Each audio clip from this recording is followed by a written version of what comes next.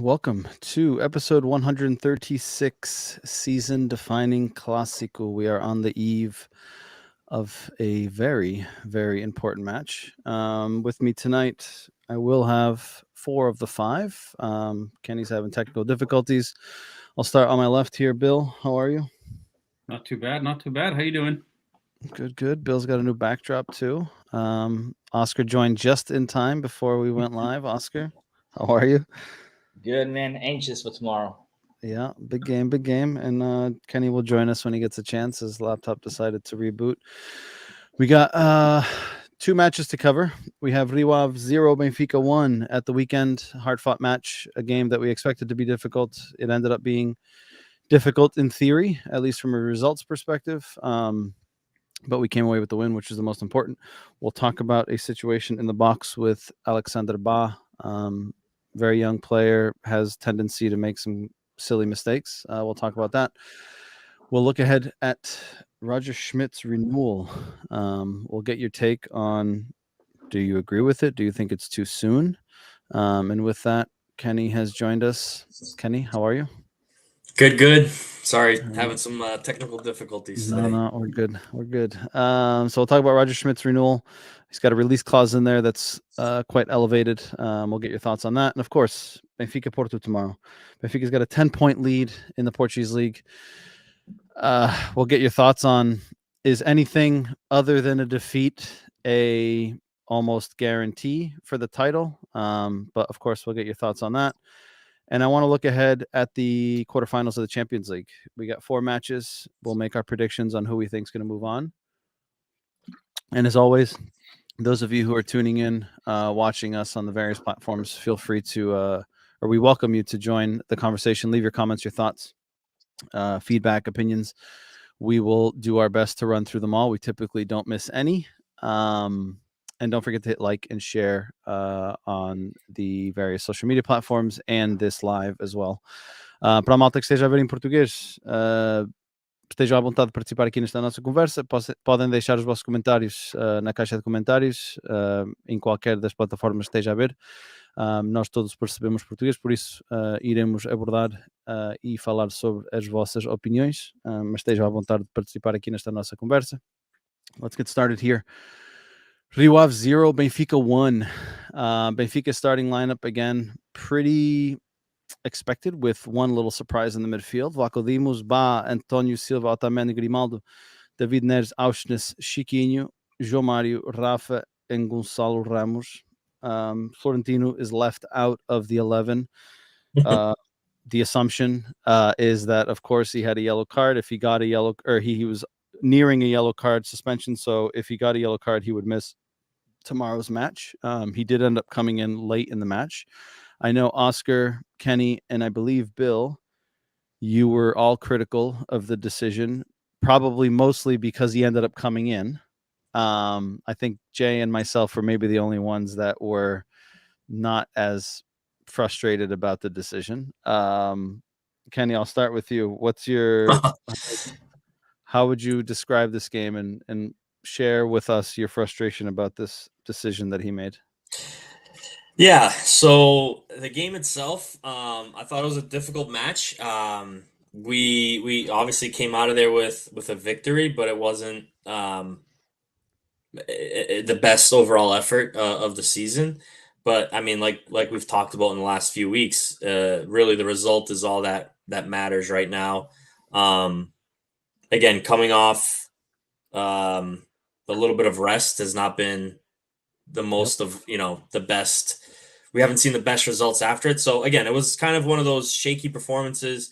We came out of it with a victory. There wasn't really much else to say about the match. I guess there were like 2 PKs, one against us, one for us, that could have been called. But for me, what stood out was the Tino decision. So I understand at the end of the day, it didn't affect us going into Porto's match. But if you're going to rest, or if you're not going to start Tino, right, which he has started like every game, with I took that as, all right, he's sitting him because of the cards. He's not going to risk it. But then you're going to risk it in the last, what was it, 10, maybe 15 minutes of the match? Yep.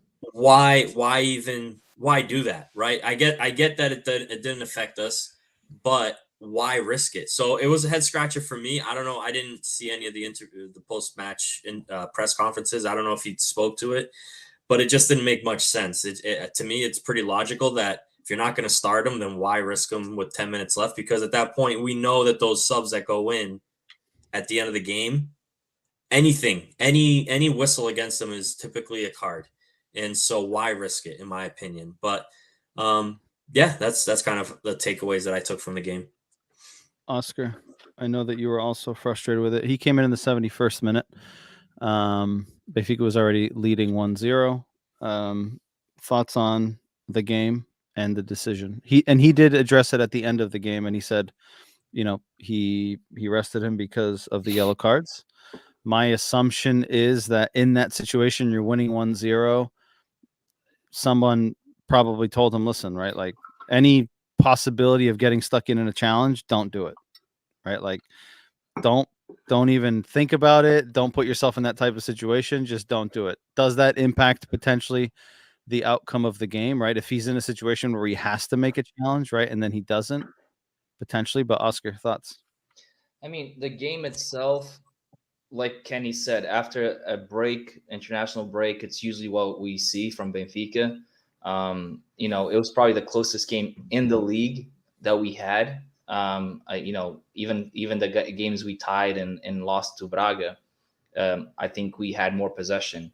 And this one, I think it was like 52-48. Well, it's up there, right? So it's like really, really close game. And like they had a lot of the ball. And the Tino situation, I mean, now that it's over, I applaud him. Good job. In retrospect, it's easy. How many Roger outs did we see though? Yeah, there were a few in the group. There were a few. But when he did come in, and I'm like, and thinking like, on the heat of the moment, I'm criticizing him because damn, we're gonna get he's gonna get a yellow. He's definitely gonna miss Porto, and that's a crucial game. But Rio Ave, we're beating Rio Ave right now, and you don't have any guy to come into the midfield to hold that result. So I kind of understand his decision because Fiorentino is probably our best guy to hold that result right now that we have.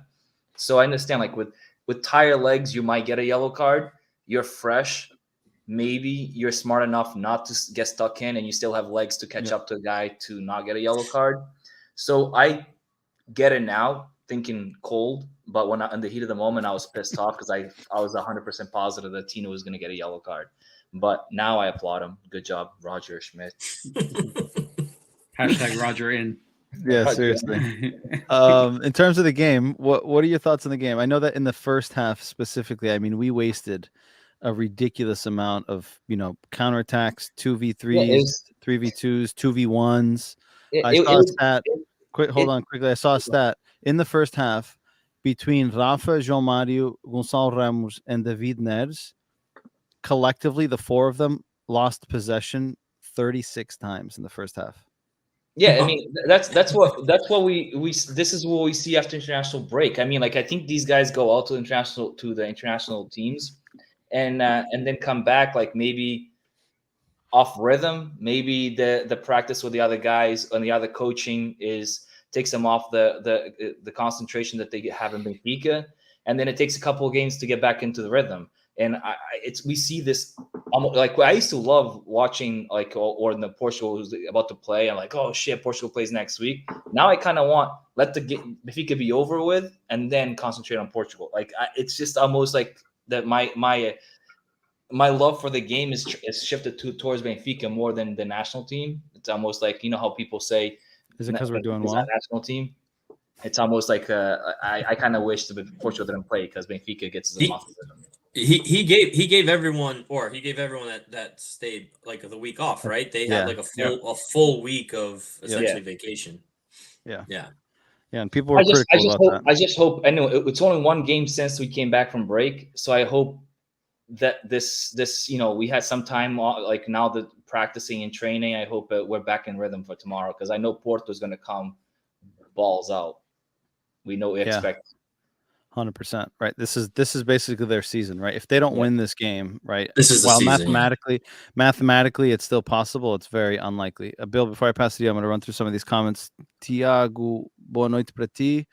He says 3-0 for tomorrow for sure. Cesar da Silva, good morning, gents. And Roger, we trust even when it doesn't make sense. Yeah. Good morning, Cesar. Yeah. Where are you? Nós aqui é de noite.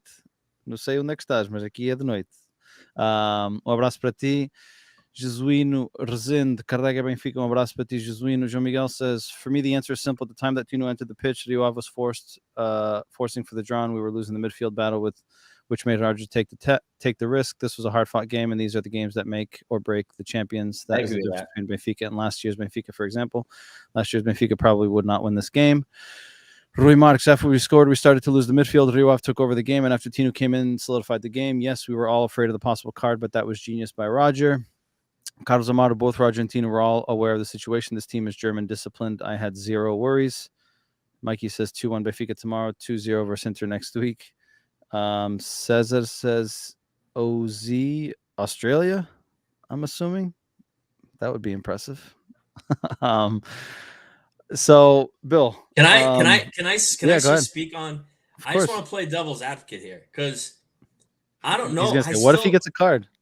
Like, here's the thing, right? Let's just say, I mean, Tino came in. Did we really, solidify where those last 20 minutes or whatever it was?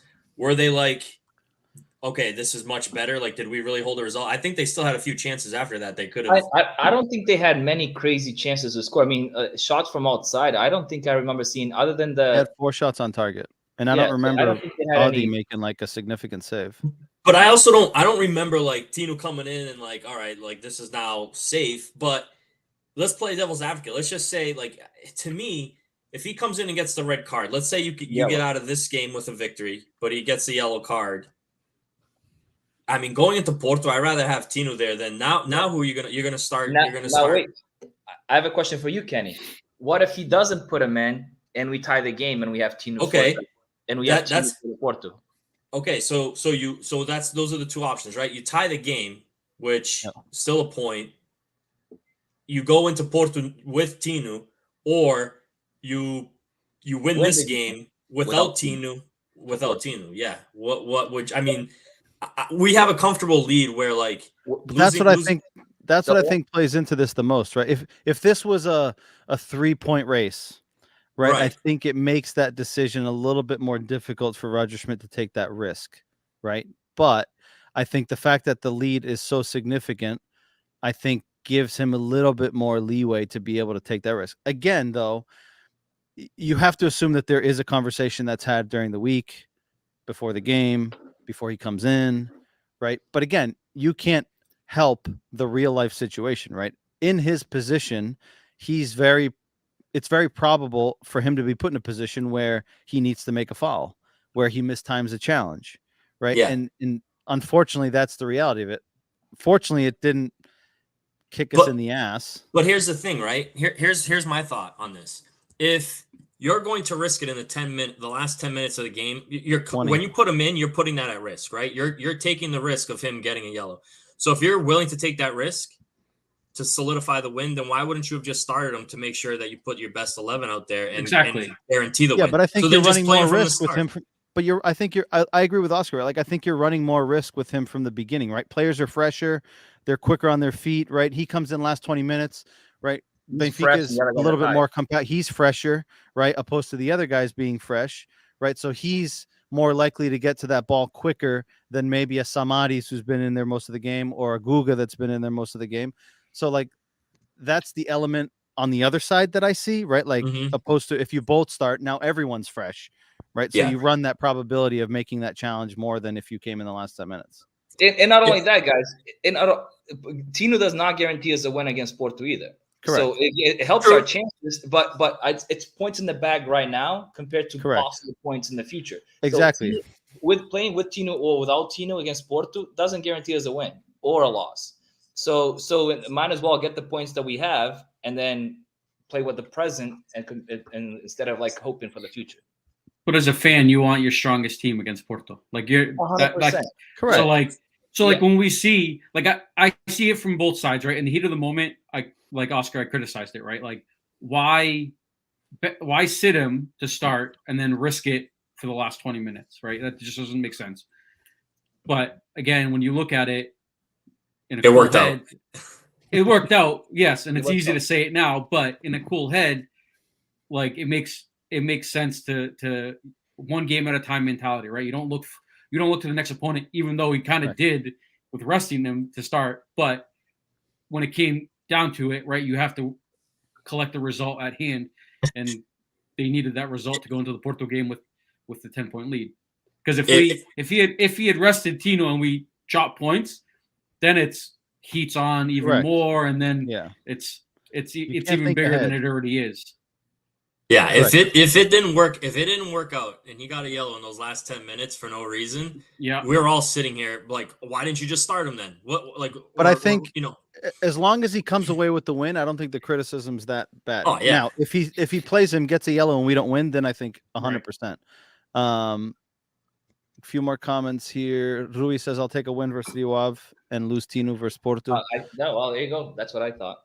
Cesar says, "Yes, Australia, man. Thanks for tuning in from down under.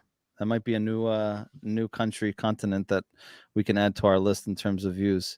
Carlos says, "There's no guarantee Tino gives us a win next week. Thus, you fight for the points at the current point in time." Agreed. The current match is the most important. Nick says, "Hey guys, just want to check in. I'll catch the playback tomorrow. Can't wait for the next two games. Carrega Benfica. Un abraço para ti, Nick. Thanks for tuning in." Vespa says, "We got this. We don't need to play their game. Trust the process." We've been trusting it so far, and it's been working out well. So let's see how that goes. Miguel says, "We cannot fear Porto. This is our house, and we are the better team. Porto knows this, but they need to win, so they will try to make a strong start to the game, which can work in our favor. This is the game where Benfica can clinch the title, and it's clear what we need to do. Start the game matching Porto's intensity and circulate the ball as we normally do. And as time goes by, Porto will risk more and more, and that's where we can hurt them." Rui says, "Kenny, Roger played the percentages." You're a stats guy, right, Kenny? You're a percentage guy? I don't know what the percentages are, but what's that ESPN thing you used to talk about all the time? We need the advanced metrics. The advanced metrics, the AWS metrics. Yeah, I would love to see I would actually love to see the odds on that. Carlos says there's no more important point than the points in dispute in that moment. Yeah. Agreed. Bill, anything else that you want to add about this game? And once again, Chiquinho with an incredible performance again. Bill, what do you have to say about this guy? There was that little highlight, the Meg, and he actually didn't meg him. He didn't? No, like went beside his leg, but it looked like a nice meg. Through. Yeah, but he smoked like three guys. And then like the no look pass, and it was, yeah. I mean, another frustrating game after international break, right? This is, I think, the third. We had the Braga game. And I want to say there was one. I think we've only won Moreirense for the Taça da Liga. There was a tie. I think we tied that. Yeah. Yeah. 0-0. So I mean, I think we've only won one game out of a stoppage, which was, I think, at Oka. Yeah. So it's frustrating, but I mean, that first half it could have been a lot smoother, right? Like you touched on, Mike. We created chances. We had a few counterattacks, but we definitely should have come away with at least some shots on target. And I can remember too where Ramos made the worst decisions possible in those situations. But I mean, at the end of the day, you take the 3 points and you move on, right? It's at this point of the season, it's not how you win, right? At the end of the day, it's you get the 3 points, you move on, and we're moving on to probably the biggest game of the season right now. To the moment, 100%. Mikey says Chiquinho is greater than PZ. Dude, stop triggering Oscar. All right. Yeah, dude, I was about to look up stats, but then I'm like, He says higher chance of getting a card in 90 minutes versus 20 minutes. This is true. I think us fans are still conditioned to fear the Porto in-game antics that suck our players into playing their game, but I don't believe this to be true any longer within the locker room. Well, it's not just that. Well, I mean, I disagree with that, and I'll tell you why. Because hold on. Save that thought when we get to the Porto game. I'm going to flag this comment, Carlos, and that's something that I want to touch on. Just quickly on this game, Chiquinho was the man of the match. He had 2 passes para finalização, 2 progressive passes, conduções progressivas. I'm not even sure how they classify that. 4 fouls against, 6 actions in the opponent's midfield. He took the ball away 4 times and intercepted a pass. I don't know where the feedback's coming from, but someone's got feedback. So man of the match, goal point rating was, let me just bring it up here. 7-7. It might have been 7-7. You might have, 7-7. There it is. He was the man of the match for the league and for goal point. Next was Ba, surprisingly, and Grimaldo. What are you guys' thoughts on the Ba moment in the box? I think it's a PK. Definitely could have been a PK. 100%. I mean, this is a kid that's against. He did it against Porto. He could have gotten a red card. Easily gotten a red card. Like against Vizela. He got one against Braga. It's one of those like he has to learn. I mean, he's been at the team for like over 6 months now, like starting almost, right? He has to get his like that's a stupid foul. That's a stupid foul to give away. The ball not even close to him. The ball doesn't even go to the player, but he fouls him like that. It's something that Roger needs to get through him, because we have Gilberto Carlos on the bench that can come in. He's looked rusty when he's come in. He scores an assist even rusty. True. Everyone's man of the match equal to goal points and Liga Portugal's decision, or you guys have any other options? There's absolutely no other option there. The Chicão is right. definitely the man of the match. All right. Chicão with the man of the match, another stellar performance, and he takes that confidence and motivation into this weekend or tomorrow's match against Porto. And guess what? It's 100th game. His 100th game is tomorrow against Porto. His 100th game? Yeah. There you go. Oscar with the stats. Before we get to the Porto game, Roger Schmidt extended his contract to 2026. The rumor is, I haven't seen anything official, but the rumor is that his release clause is 30 million, if I'm not mistaken. There wasn't any information in terms of, or at least that I saw in terms of his salary. But I know that there's been, most of the feedback that I've seen online has been positive. I know that Nuno in our WhatsApp group says daqui a ano falamos quando ele é despedido em janeiro. Oscar, I know that you were a little Oscar bit said the critical same of this. So Oscar, I'll start with you. What are your thoughts on this? Do I like Roger so far? I like Roger so far. Okay. Did I like Lodge when he took over and got us back 7 points from and playing great football with B team players, with actually like a lot of junior players, right? Yes, of course I liked it. Would you guys be okay with Lodge getting a renewal, like, not before the season was over, even though he won the Campeonato, for a 30 million clause? I mean, I don't know the salary, and I'm assuming it's a pretty high salary, if not the highest in Portugal. So am I happy that he's re-signed without winning us anything yet? No. Like, could this take a turn in the summer and next year he suck, and then we have to fire him in January, like Nuno said, and then while we're down, like we have to pay him off like we did Jorge Jesus? That's not a smart business plan. That's just my idea. Bill, do you see the same side of the coin? I mean, I can see it, but just to play on the other side of it, right? I think within the past, with managers being kind of released quickly, right? Like, I think we were pretty quick to release some managers. I don't know if Rui is going to be that type of president, right? I think in Roger, he found a coach that he sees a long-term plan with, a long-term project with, and from everything we see publicly, Roger's on board with that, right? Like, he seems to love being at Benfica, loves the project, is committed to us until 2026, right? I don't see the issue. Again, we don't know what. Is he though? Right now he's only been winning. Wait until he starts losing, getting whistles. Let's see if he's committed. Yeah, but he could be at 2026 and win every season. Well, we'll see. So, like, we don't know the numbers, right, behind the deal, like how much he's getting paid, how much more I don't think he's the contract. I don't renewal. think he's the highest in the league. That's for Cesc Conceição makes a significant amount of money. I'd be willing to bet that he's maybe second highest, but still, regardless, it's a decent amount of change. Right. But I think the biggest thing to take away from this was, because I don't think there was a release clause in his initial contract, or if it was probably tiny.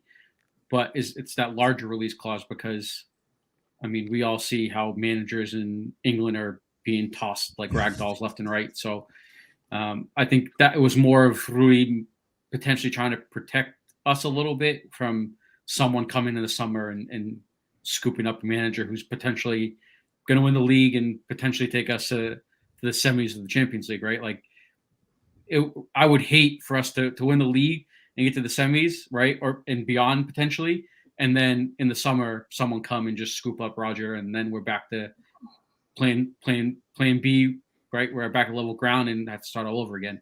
I think renewing him, even if he gets a little bit more salary, right, and there's the risk of if we have to sack him at some point, but I think there's also the protection of if he does really well and this season ends really well, that we have the protection at least for one more season that he's not going to be scooped up by someone right away.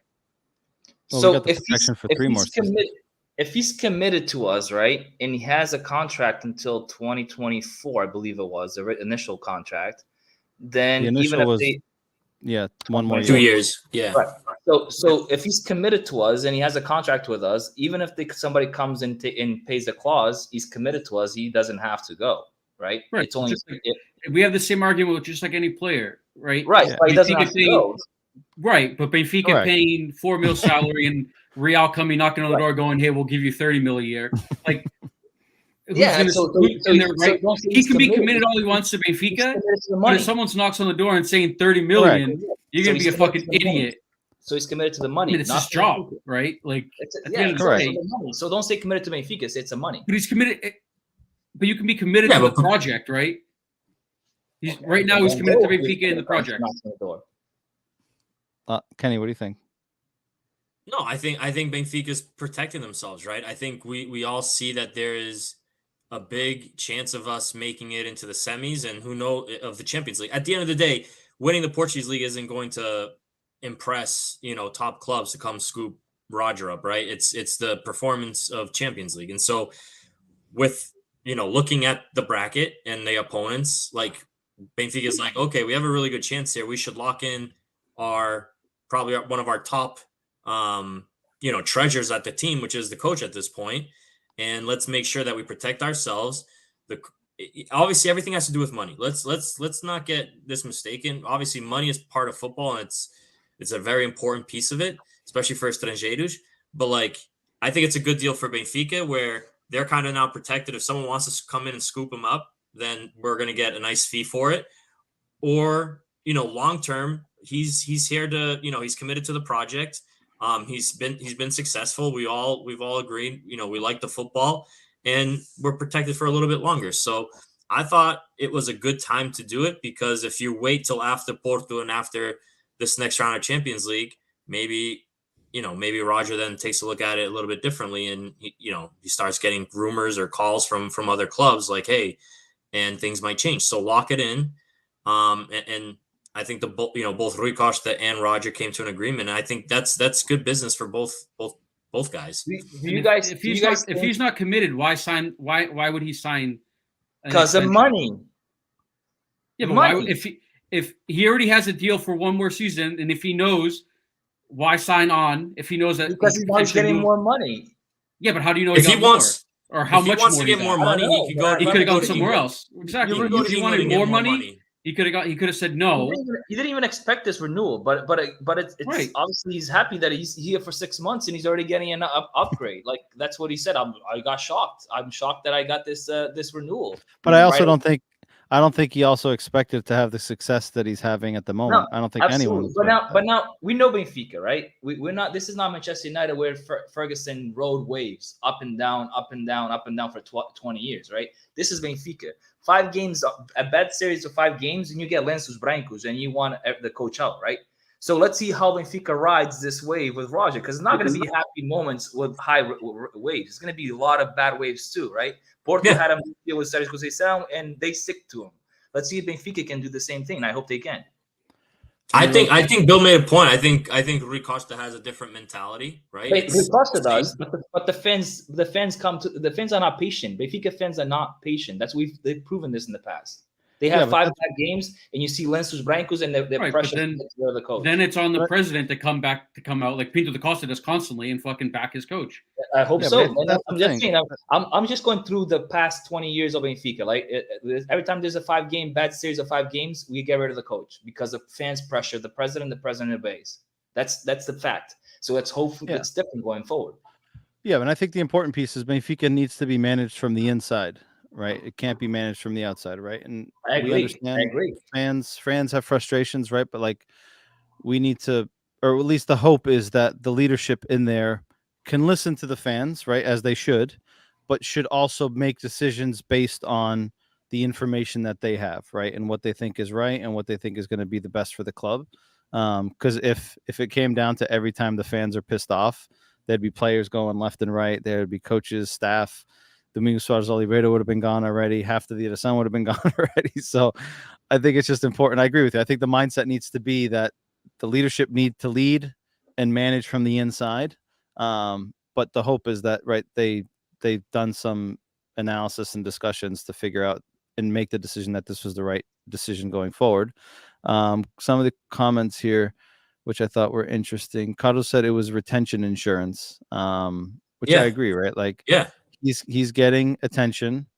It protects Benfica, but also doesn't necessarily handcuff him, right? Because it's like, okay, I'm sure there's some sort of information there, right? Like if somebody comes with a good offer, right, you're willing to listen to it. We get compensated. You get compensated. We shake hands. We move on. And thank you for what you did. Let's see. Alfredo Fumasa says, good evening. Good evening, Alfredo. The quickest way for him to make more money would not be to actually sign with Benfica. I mean, he can easily get into the Premier League, middle of the table team and make more money. He'd just be out of Champions League, right? So I mean, he's locking it. I mean, I just feel like him and Rui Costa made an agreement here to like listen, we got to protect ourselves. We want to commit with you for the future, but we're not going to lock you. We're not going to make it difficult for you to leave if a good offer comes and you want to take it. But we're just protecting ourselves. If that does happen, then we get a little bit of the pie as well. So I want you guys' opinion. Do you guys think we have Roger in 2 years? I honestly think someone will, if we get to the finals of Champions League, I think he might just set sail. So it could be either because of bad results or because we do too good and then somebody scoops him up. But do you think we have him in 2 years? Do you guys honest opinion? I think so. I don't. Yeah, I think someone will come. Yeah, I'm more of the mindset like Kenny. But is your question? Do you think we'll have him because of bad results? No. He's asking either way. Either way. Either way. I think he might. I think he might be gone just because from what we've seen, he connects with the players well, and I think there's not many managers that can do that very well. And I think if we don't have him, it's not because of the results were bad. It's because we have done very well, and there's a team that comes in that is willing to. And pay. Chelsea's in need of a coach. Chelsea's willing to pay the 30 mil. Tottenham needs one too. They're willing to pay anything at this point. Seriously, I think if he's not here in 2 years, it'll be because of his success and the team's success, which may pull him away. But I don't think it'll be because of bad results, or at least I hope that's not the case. But I mean, if he's here for and you guys think this in the summer, that Rui Costa is able to keep a solid team, or does Ramos and the likes of João Antonio Silva and all those guys get scooped up like in the past they had? I don't think so. And Alfredo makes a comment here. Mentality is sporting success first, different from Luis Fiera. And I think, just my opinion, I think what we saw with the Enzo deal, I think showed us what Rui Costa's mentality is, right? Went to the 11th hour. He was adamant that he didn't want it to happen. He came out and spoke about it. And ultimately he was put in a situation where he had to let it happen because he was basically going to have a crybaby in the locker room, which he didn't want to impact the team. Now, I think that sale of Enzo puts Benfica in a very good situation financially. right? Which makes things a little bit easier for us over the summer. The money that we've made in the Champions League up until now is another significant boost for us. If we're able to get into the next, if we're able to get into that next round, it's another big boost for us. Not to mention they haven't distributed the TV rights for Champions League yet, right? So that's going to be another decent chunk of millions. Do I think that Benfica is going to be able to hold on to everyone? No. Do I think that Benfica potentially may sell Another big Ramos or Tony? Yes. I don't. Do I think they'll sell both? I don't think. I think Benfica will do their best to hold on to one of them. If I had to say which one do I think is more likely to go, I would say Gonçalo Ramos, because I think there's more attention on him. I actually think it's Silva, because we do have solid CBs that we can probably afford but I think the market. But I think there's going to be more market interest in Ramos than I think Tony. At least from what they're willing to pay versus what we're willing to sell for. I think Ramos is potentially going to have more people after him with a price tag close to what we would expect than maybe Tony, because he's only done it for a year. Kenny, Bill, do you guys think he's going to be able to? I think I agree with Oscar. I think Silva might. I don't know if he might have more market, but I think he might be the one to go. I don't know. I just think Ramos has been great. I just don't think he has the same whatever Darwin had. I don't think he has. Right? I don't think he has that buzz around him like Darwin had that year. So I don't know if Ramos might have the full audience of Europe, but I feel like Silva does. And I mean, even in playing for Portugal, everything like the World Cup, like I think he has kind of skyrocketed significantly, and I think he might have a little bit more of a market or a better chance of leaving. I think Darwin also got a little bit of boost because he scored against Liverpool, he scored against Bayern, he scored against Barcelona. Yeah. That Champions League edition, right, where I think Gonçalo scored quite a bit in the qualifications, and I think since the group stage in the knockouts, he maybe has 2 goals.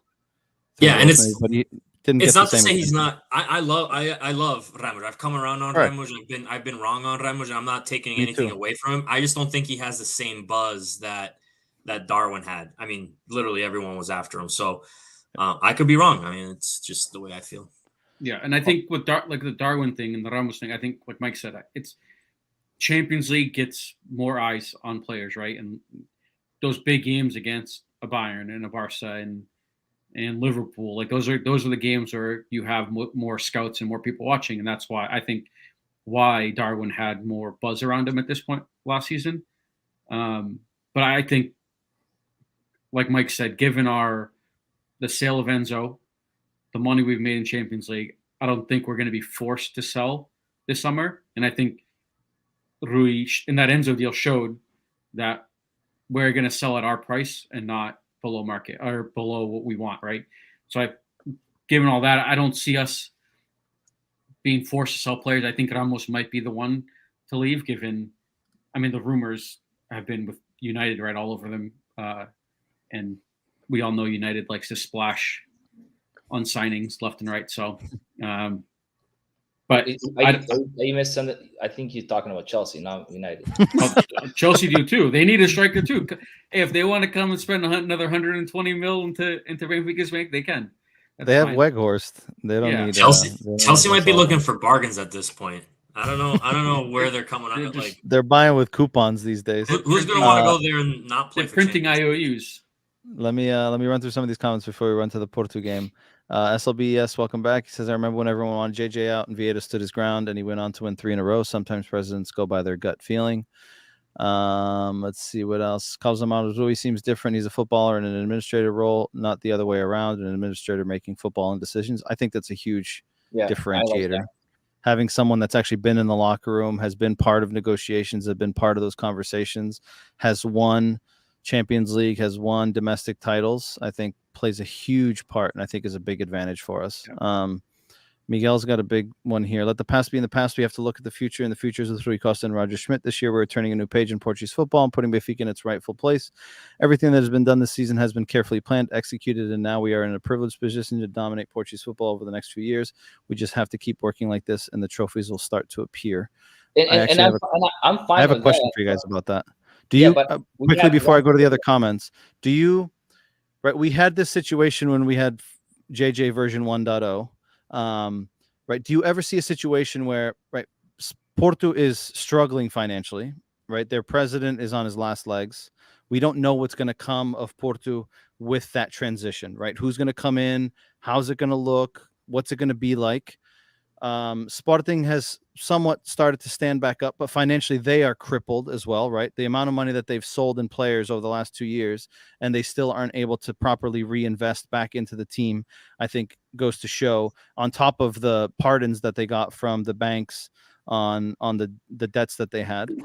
Do you guys ever see a situation in the Portuguese league, if Benfica can do it right and financially we are stable, that we could have a situation like a Bayern Munich or Juventus where they go 7, 8, 9 years? Like, I think Bayern Munich, if they win this year, is what, like 11 years in a row? Like, do you guys ever see a situation, given the way our opponents are today financially, that could happen in Portugal? No. There's a lot of pull and corruption in Portugal. As you can see for the refs nominated for tomorrow. Yeah, I just think. Go ahead, I mean, Kenny. would you say the same thing? I mean, I don't watch the German league, but wouldn't some people maybe say, hey, maybe the German league's a little corrupt? I mean, Bayern just wins everything. Are they I really think the that thing good? with Bayern is they buy all their opponents' best players. That's the difference. They have deeper pockets than everyone and just go buy Dortmund's best player. Yeah, but I mean, 11 in a row. I mean, there's.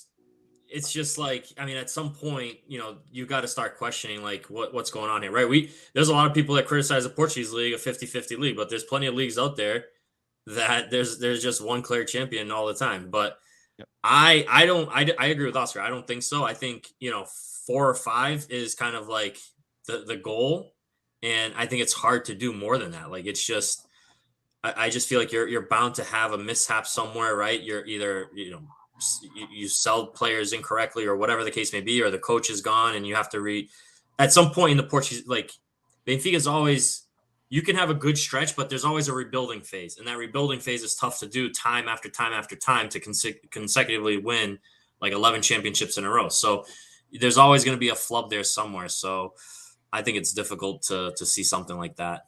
Guys, just for instance, Porto hasn't been able to sign players because of the fair play, right, in the last 2 years.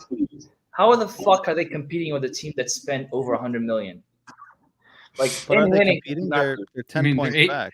Yeah, 10 points back. In the previous years, 100%. I think Benfica spent 100 million and Porto won the Campeonato. Yes, like, how do you explain but that?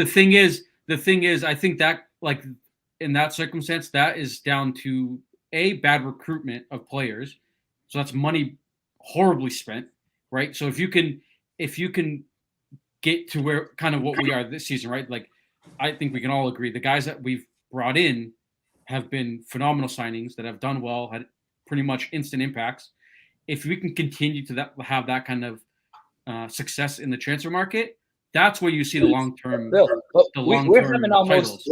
We're having almost 100% perfect season when it comes to the league in Champions League, right? That's like the best you can wish for, right? We had one loss this season. Porto's only 10 points back. And Porto wins tomorrow, they're 7 points, still in the race. So yeah, but I don't think that has anything to say about us. That has everything the rest to say about the league. No, it says about a team like Porto, right? And we're saying, can we win like 10 in a row, 11 in a row? A team like Porto hasn't been able to sign players. Look at their roster, and their players that probably wouldn't start at Benfica, right? You probably have 1 or 2 that play at Benfica.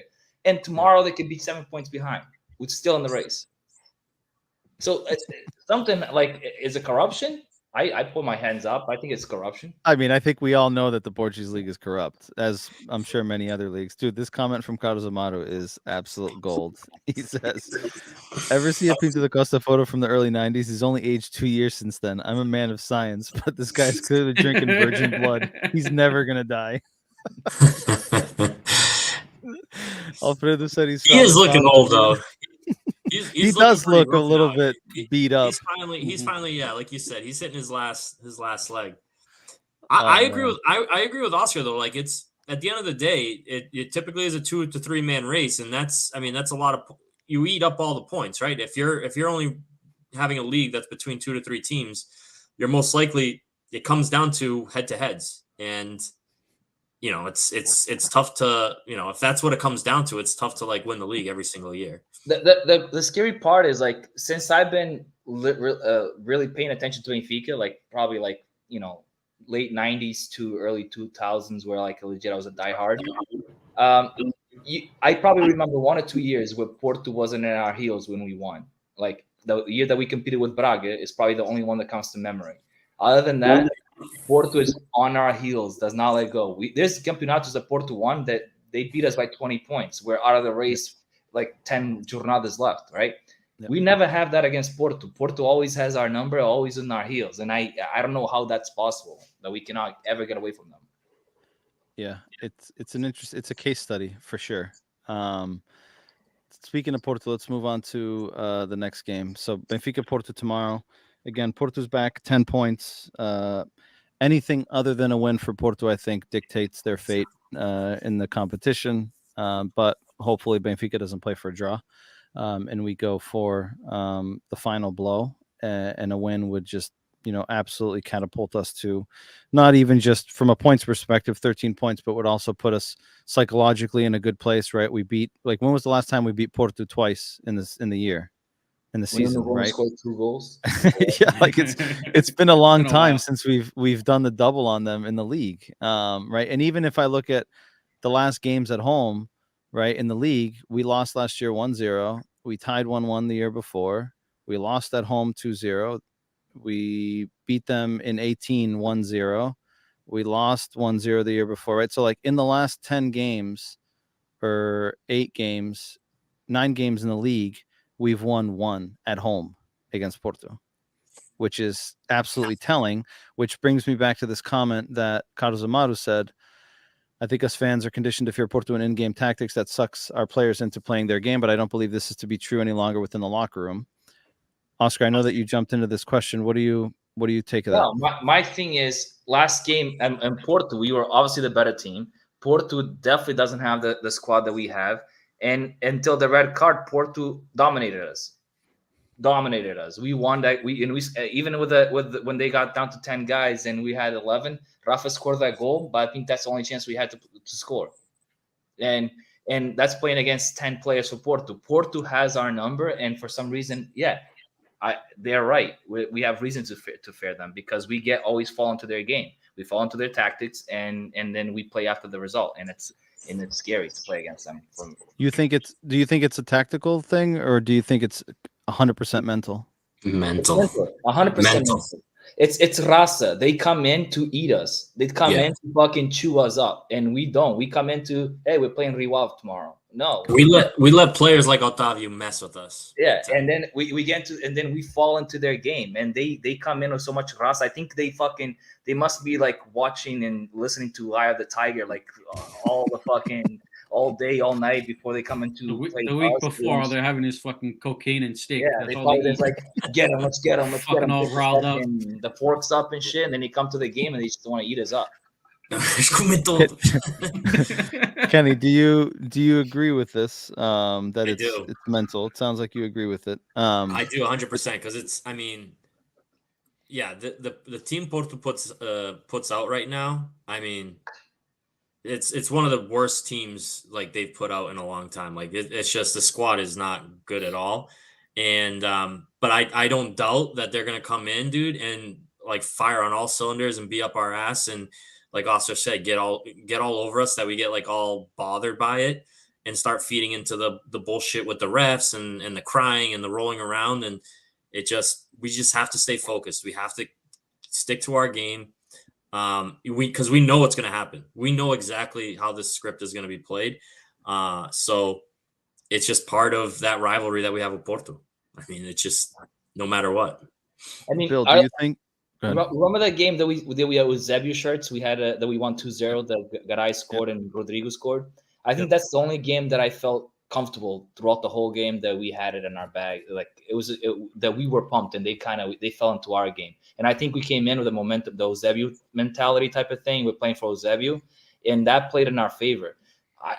I think Benfica needs to come in and play Porto like it's Benfica playing, not like like they're 3 points away from us. Exactly. Like it's just you gotta play it like it's a final. 100%. You can't go in going, all right, we have a 10-point lead, even if we slip, like we still have a semi-comfortable lead, right? You have to go into it. This is a final. We have to fucking win.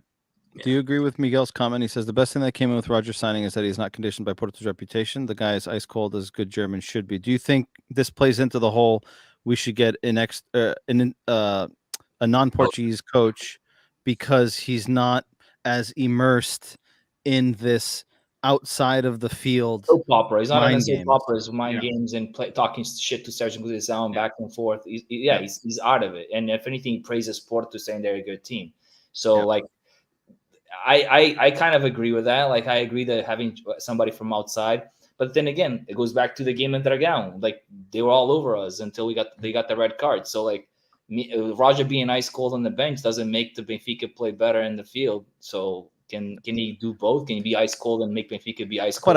But I think it passes a somewhat of confidence from the bench, right? Like I think. Yeah.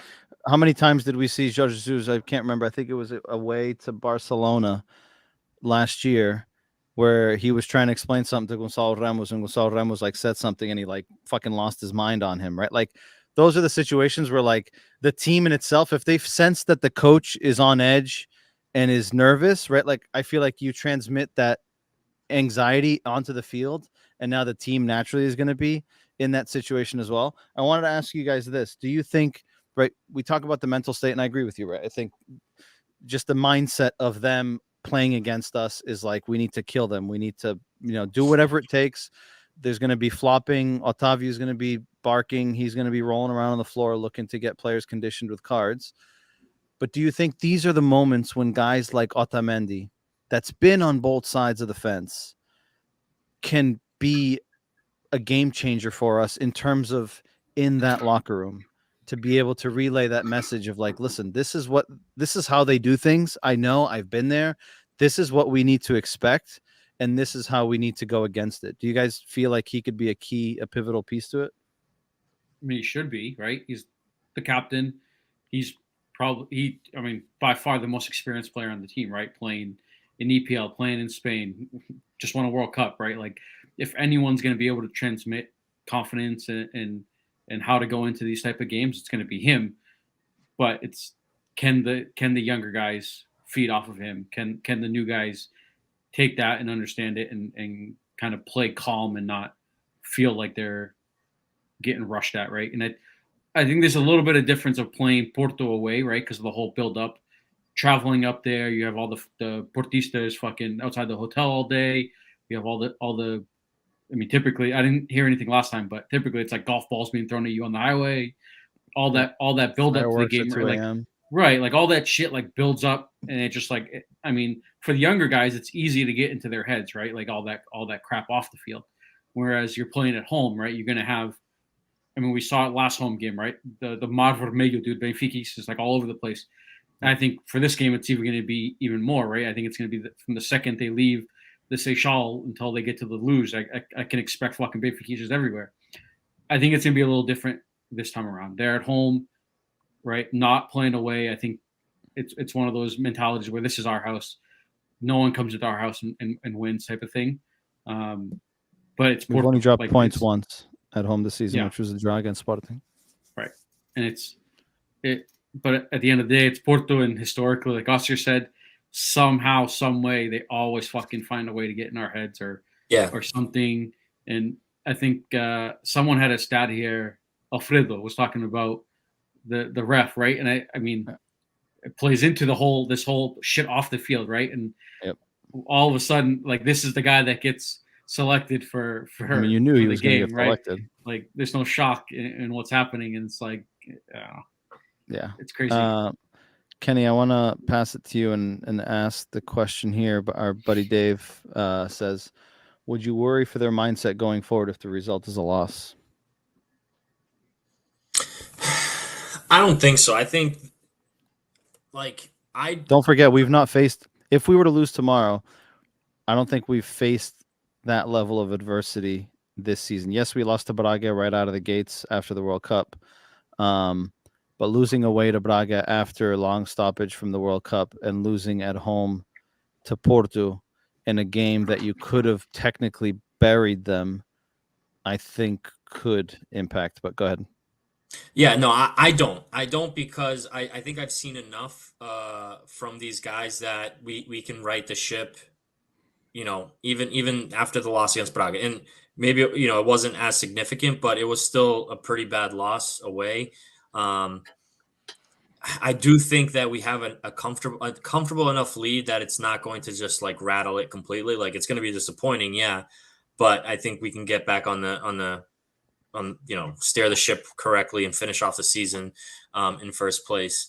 I wouldn't, but I'll be honest, I would not be surprised. Like I expect, a messy game, controversy. I would not be surprised if we were to lose, just because I know that's how these games go. It's obviously going to be disappointing, but it's not going to be like a surprise to me, even despite how different of squads we have. Like I think we're superior to the Porto squad, but by far. But it's a combination of Sergio Conceição. The team plays like you said, right? We kind of play to our manager how we're calm and cool, and these guys are just rascals, just like Conceição. They play just like the coach, and it's tough, man. It's regardless of who's on the pitch. So, yeah, we'll see. But I do think that we'll keep the ship, steering correctly, even with a disappointment. Oscar, you tend to be the more pessimistic one here. If we were to lose tomorrow, realist, dude. I was trying to think of the word. I couldn't think of the word. If we were to lose tomorrow, would your legs start to shake a little bit? I don't think I'll be as worried, but again, we still have Braga and Sporting, and if Braga and Sporting, and then again, let's not throw away all the other teams. Porto has lost mostly of this campeonato to teams that they were supposed to beat, and we lost one game to Braga, which is normal. Like anybody can lose a game to a good team. Braga is a good team. But if we lose tomorrow to Porto 7 points, I don't know if I hope Roger effect of the calmness and we can just move on and like we did again with Braga and have a good result the next game. But we do have Braga and we have Sporting. That's 6 points on the line. That would make, if Porto won out, 1 point. So yeah, it would kind of scare me a little bit. But I think we have it. If we lose a 10-point lead at this phase of the season, then that's probably like the worst. That's it would be the worst. And I would rip that contract to Roger, right? So I'm being realistic right now and be like, maybe there's a clause in there. If you lose a campeonato, this is void. What if he wins Champions League and loses the campeonato? Huh? No, if he wins Champions League and loses campeonato. If he wins the Champions League, loses the campeonato, I'll still be super mad, but I'll be happy at the same time. But I'll be so what a reverse that would be though, wouldn't it? Like such a mind fuck. Oh my God. That would be so miserable. Oh my God. I don't even want to think about that. I'm going to ask you guys your predictions. You can always change them tomorrow before the game, but Bill, I'll start with you. What's your prediction for tomorrow? 2-0 Benfica. Oscar? 1-1. I knew he was going to go with a tie. I knew it. Kenny? Call it too. I'm going to go 2-1. 2-1. I'm going to go 2-0 as well. I think we're far superior to this team. Well, me too. But is the refs far superior than this? We're playing against 14 tomorrow. I get it.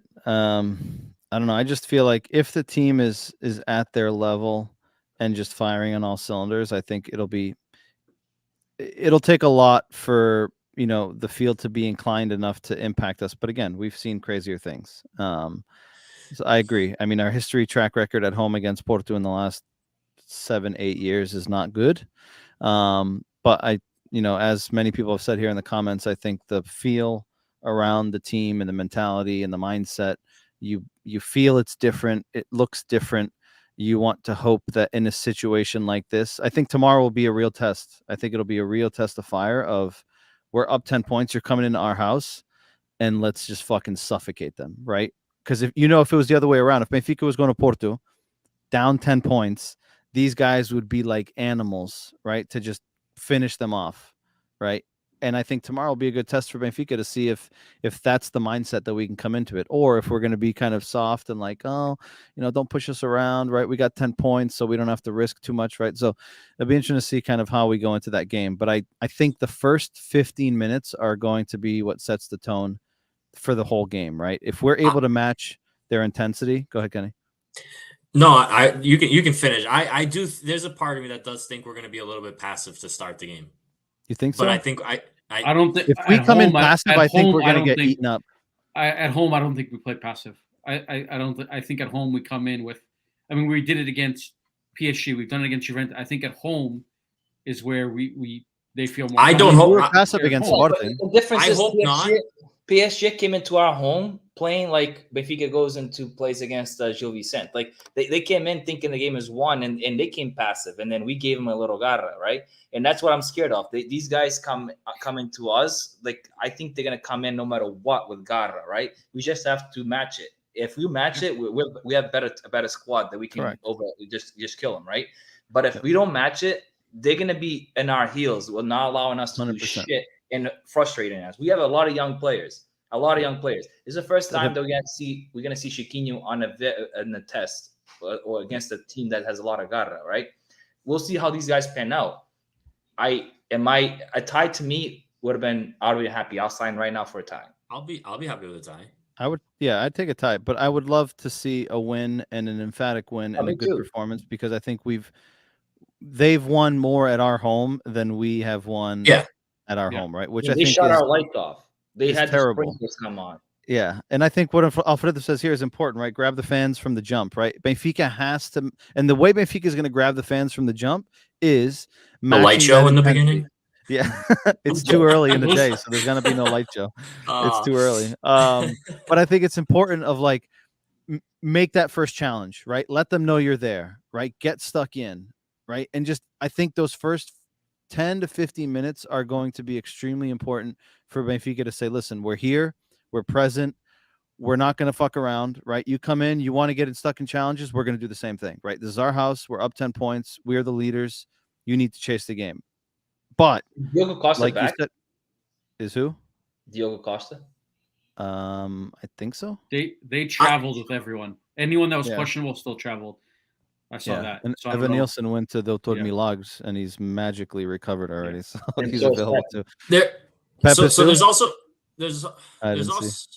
also a part of me that's like I can totally see. I can see it because I know that Roger is calmer. Like I can see us trying to feel out the game. As long as we don't suffer an early goal and weather the storm for the first 10 minutes, I can then see us also get into the game like we've seen before, right? Like match the intensity afterwards, and then maybe come out much stronger in the second half. But I think this game, I do agree. I would love to see it from the start, but I wouldn't be surprised if we're passive to begin. But I think to your point, Kenny, if we come in with that mindset of like feel out the game and see how it plays out, I think that's going to be the death of us, because Porto's not right. There's a reason why they beat us more at home than we do, right? And like you guys said, the mindset, right? And I think if Porto puts us on the ropes early in the game, I don't think it's going to be good for it. Like, I think that's why I think we need to come in and match their intensity straight away. Yes, it could be a divided game. It could be back and forth. They could have chances. We can have chances. But if we're sitting back and waiting for them and letting them bully us, we've seen this play out many, many times in the past, and it normally doesn't end well for us. Do you guys foresee a red card? 100%. Well, I think the intensity. I think 100%. The intensity is going to be so high. I think there'll be red card. Probably more than one red card. I was going to ask Mike and Bill. So you guys think Porto's going to miss their PK, huh? All he says is going to save it. All he's going to save it. The one time he saves it, it's going to come up. The one time he saves it. Okay. Yeah, it's going to be this game. Carlos says it draws like a win. No. in so far as the champion probability percentage goes, but team will come for the throat. No, I don't think a draw is like a win. win's a win.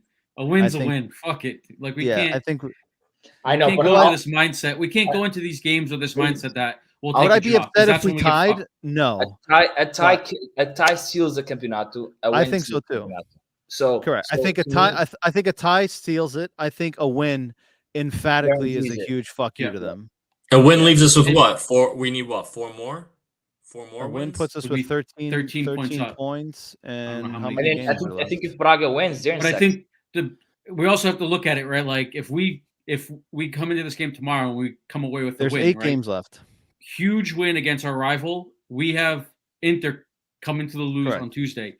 Like Yep. the momentum coming off of that game couldn't be And that's better. why I going think it's into important Inter. for us to have a good performance. That is, Exactly. very How- important for the Inter game. I How agree. sick would it be if we could be up like 3-0 on 70th minute and save players for Inter? That would be nice. Yeah, I think I read somewhere that we the countdown's like 5 wins. I think 5 wins gets us the league or I something. saw. if we beat I did Porto, see something if we that beat said Porto. it said If we if win, we beat Porto, I forget. It gave a fixture that So we could. there's push 8 it. games left. If we win, we're up 13 points. There'll be 7 games left, 21 points in play. So there would be an 8-point difference. So we'd need 3 wins or 4 wins, or 3 wins and Porto to drop points. Yeah, so we putting can- in this game. So we need. yeah, so need 5 basically, we need to win just under half of our remaining games. yeah, So we 5 could wins. win it 5 at wins gets us. Braga. Would you say, Bill? We could win it at Braga, right? We could at home, yeah. Carlos says, I'm speaking strictly the laws of probability. I don't think that's how Roger will approach it. They'll be going for the throat. We need to just play on our terms, play our style, and dictate the terms, says SLBES. I agree. Quickly to wrap it up, 2 minutes before we wrap this up, I want to get your predictions for the Champions League quarterfinals. Bill, I'll start with you. Benfica, Inter, who's going to go through? Going through Benfica. Any? Benfica.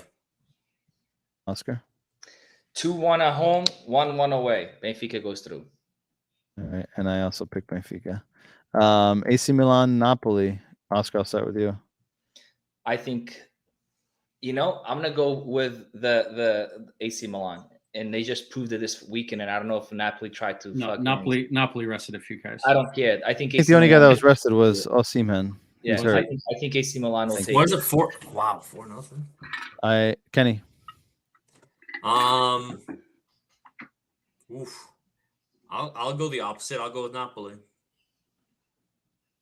I think AC Milan takes this. I think I said it before on our podcast. I think Napoli hasn't been properly tested. I think they're one of those potentially fraud teams, and I think obviously they were missing Osimhen this weekend. But I think AC Milan has the potential to take this. Bill? I'm gonna go with Napoli. We're divided here. I like it. I think that weekend was a fluke. Yeah. Chelsea, Real Madrid. Real Bill, I'll Madrid. start with you. Yeah, anonymous. Do I have to, dude? I've said this from the start. It's Champions League. It's Real. Like So all of the above for Real Madrid. Unanimous decision. Real Yeah, Madrid wins. Unanimous. All Yeah. right. Manchester City, Bayern Munchen. Kenny. Oof. I'm gonna go with City. Oscar. Pep will start doing his tricks, not playing with a forward, playing with a striker. For those of you listening, Oscar has I a really hatred think for you Pep. just don't like I Pep. think Bayern is going to crush him because City and PSG, the two teams that choke in the most in the Champions League. All right, Bill. City gets to the finals though. yeah, I want to say Bayern. Just for all of what Oscar just said, right? Pep does tend to get to these phases and choke for whatever reason. I feel like with Holland, that team is a different animal than they were in the past. So I'm going to go City. Yep. And I think City goes through as well. All right, so we were only one unanimous, Real Madrid. We were 3-1 on City Bayern. Oscar's the only one on Bayern. We were divided on AC Milan and Napoli, and we were unanimous on Benfica. Before we go, I haven't been like up on Yep. news. What's the update on the Chelsea coach situation? So Frank Lampard was Frank was assigned? interim He really manager, did? and Yeah. yeah, and they're working on finding a long-term solution, which is amazing Yeah. because like 2 weeks ago I said to Jay, Fat Frank's going to be coach for Chelsea, and lo and behold, here he is again. Wow. It's just a burning dumpster fire is really what they are at this moment. It's impressive. For those of you tuning in who are watching, giving us your thoughts, your opinions in the comments, we appreciate it. There's a lot of comments, so we thank you for tuning in. Don't forget to hit the like if you're watching on YouTube or on Facebook. Hit that like video button. Hit the subscribe button or follow. If you haven't already, we are nearing 34,000 on Facebook. We have surpassed 600 finally on YouTube. We are 7 away from 2,000 on Twitter. And I think we're 50 away from 800 on Instagram. So progressively growing, progressively getting our numbers up. So thank you to everyone that tunes in, not just on the video format, but also on the audio format. Big game tomorrow. We'll be back next week. Tuesday, most likely, which will be after the Inter match. Hopefully Celebrating 2 wins. Hopefully we'll be back with a nearly clinched title and a good result for us to take to Milan. As always, gentlemen, a pleasure. Thank you for all that tuned in. And as always, Viva Benfica. Viva. Later, boys.